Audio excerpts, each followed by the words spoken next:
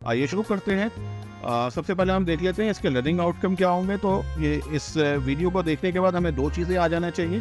पहली ये कि हम वेटेड मीन को कैलकुलेट कर सकें और साथ साथ वेटेड मीन से रिलेटेड रियल लाइफ प्रॉब्लम्स को भी हल कर सकें। तो आइए कि सबसे पहले हम देखते हैं कि वेटेड मीन के क्या मायने होंगे। वेटेड मीन तो अर्थमेटिक मीन से डिफरेंस होता है, क्योंकि अर्थमेटिक में हर कंटेंट की वैल्यू जो है वो सेम होती है, लेकिन वेटेड मीन में हर कंटेंट की वैल्यू या उसकी कदर जो है वो डिफरेंट होती है। जैसे कि आप इस डेटा में देख रहे हैं, इसमें मैथ के साइंस के मार्क्स दिए हुए हैं और इन मार्क्स की जो फ्रिक्वेंसी है या ये मार्क्स के जो हासिल किए गए हैं या उनकी कदर है वो मुख्तलिफ है। जैसे 4, 2, 6, यानी इंग्लिश की 6 है, उर्दू की 3 है।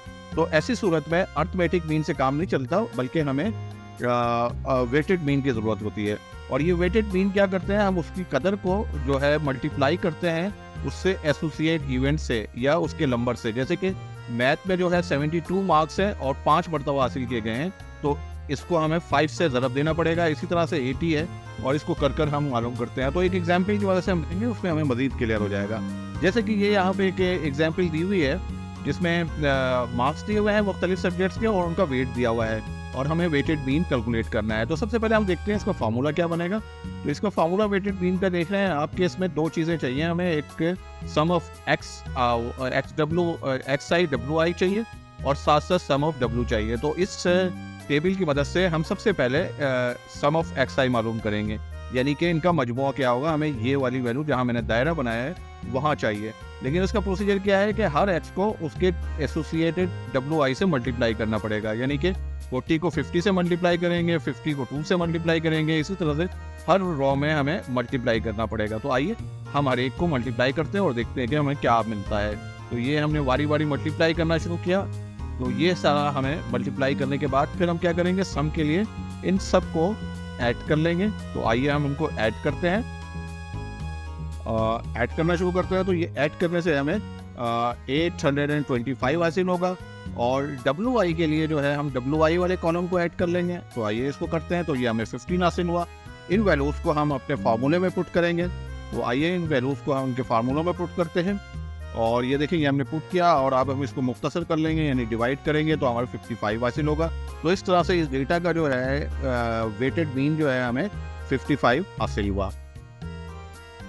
एक रियल लाइफ एग्जाम्पल लेते हैं इसको समझने के लिए कि वेटेड मीन हमें कहाँ फुट पर देता है। देखिए ये आपको एक डेटा नज़र आ रहा है जिसमें राइस जो है वो 10 किलोग्राम जो है 96 रुपये पर किलो के हिसाब से ख़रीदा गया। इसी तरह से और दूसरे फूड आइटम है, जैसे घी है 4 kg जो है 194 के लिए ख़रीदा गया। तो हमें जवाब ये देना है कि एवरेज जो है वो पर किलो फूड आइटम की कॉस्ट कितनी आएगी, यानी कि हमें एक एवरेज मालूम करना है फूड आइटम पर किलो कितने में ख़रीदा गया। जबकि आप देख रहे हैं कि हर एक की क्वांटिटी भी अलग है और उसकी कीमत भी अलग है।